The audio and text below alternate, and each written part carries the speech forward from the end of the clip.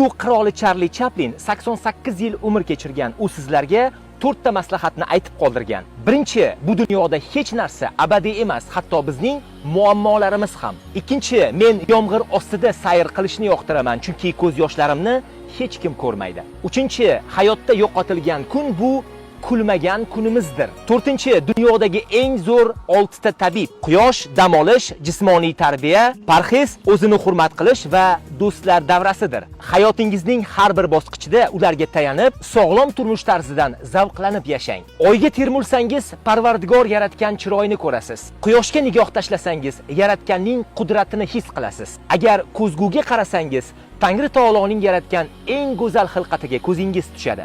Biz hammamiz sayyohlarmiz. Yaratganning o'zi bizni yo'naltiruvchidir. U allaqachon bizning yo'nalishimiz, joylashgan joyimiz va maqsadlarimizni belgilab qo'ygan. Unga ishonib, hayotdan zavqlanib yashang. Hayotimiz shunchaki sayohat. Shu bois hozir yashang. Chunki erta bo'lmasligi ham mumkin. Xo'sh, Charlining bu so'zlariga siz nima deysiz? Izohlarda fikrlaringizni qoldiring. Bu videoni do'stlaringizga yuborib qo'ying.